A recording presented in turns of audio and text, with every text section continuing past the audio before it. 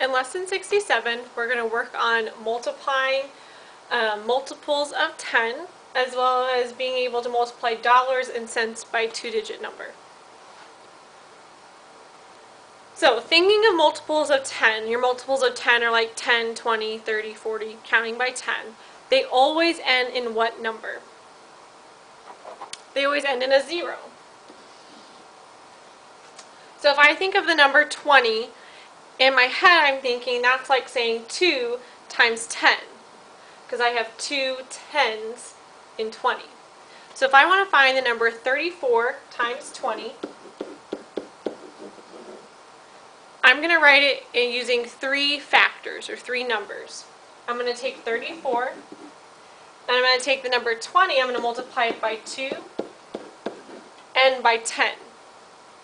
Now this is something that I can do. I can take 34 times 2,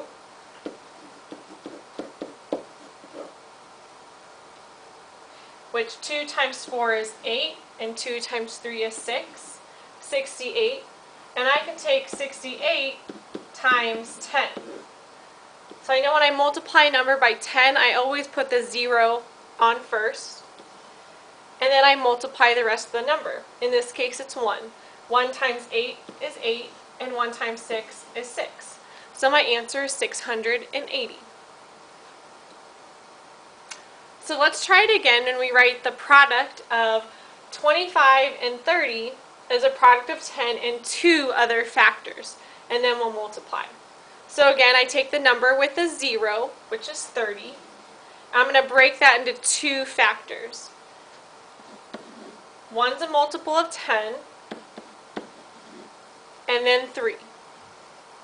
We're going to multiply that times 25.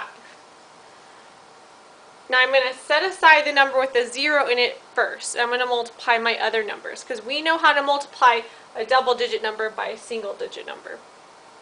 So I can think, well, 25, that's like having a quarter, and if I had 3 quarters, how much would that be? Or we can multiply out 25 times 3. 3 times 5 is 15. 3 times 2 is 6, plus 1 more is 7. 75. 75 times 10.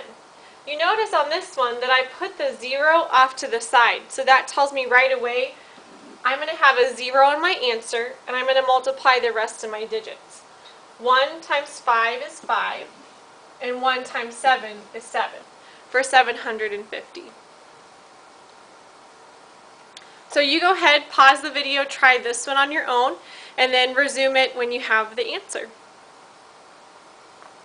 So I'm going to take 0, should already be in your answer. Then I'm going to multiply the rest. 4 times 2 is 8, and 4 times 7 is 28. But I'm not done, because after every 3 digits, what do you have to put in your number? Should have said a comma. And so my answer is 2,880. So let's try this in a word problem. To complete a spelling test, 30 students each wrote 34 different words. How many spelling words will the teacher check all together? So I'm thinking each student, so one student would write 34 problems, but I have 30 students. So I'm going to take 34, and I'm going to multiply that by 30. So I'm going to bring down and put my 0 in my answer, and I'm going to multiply the rest. 3 times 4 is 12, carry the 1. 3 times 3 is 9, plus 1 more is 10. So I have 1,020, and I need a label. It says how many different spelling words, so I have 1,020 spelling words.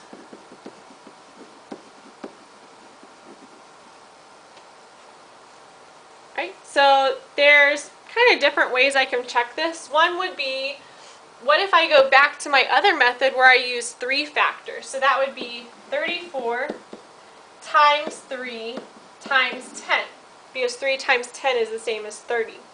I can multiply 34 times 3. 3 times 4 is 12. 3 times 3 is 9, plus 1 more is 10. And then I would multiply this by 10. and I get the same answer. So either way, both methods here work. Let's try it again. Mrs. Whitney ordered 20 3-ring binders for the school bookstore. If the cost of each binder was $1.43, what was the total cost of the order? Okay. When I set up a problem, I have to think, what number do I put on top and what number will I multiply on the bottom? In my case, and in your case, when there's a 0, it's just easier to put that number on the bottom. So 20 here is our multiple of 10, and we're multiplying that by $1.43. So right away in your answer, what do you put? A 0.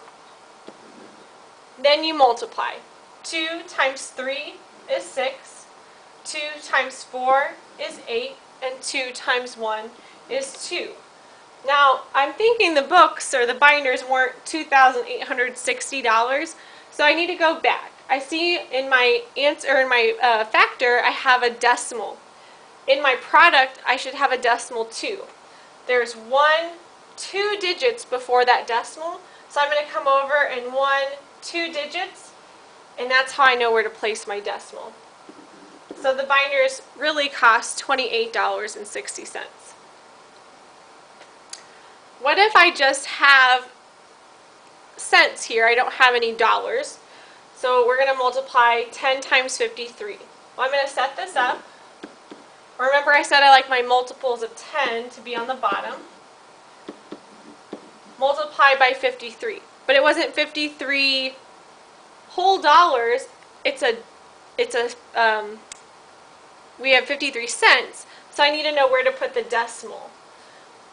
53 cents is the same as saying like I had $0 and 53 cents. So I know that's where I put my decimal. Now I can go ahead and multiply. My 0 goes in first. 1 times 3 is 3. 1 times 5 is 5. Again, I don't have $530. So I need to know, remember, where do I put my decimal? So go ahead and put your decimal in your answer. You should say there's 2 digits away, so 2 digits, and I put my decimal. So now I have $5.30. Okay? This concludes your lesson, so begin the lesson practice and then have the teacher check your work.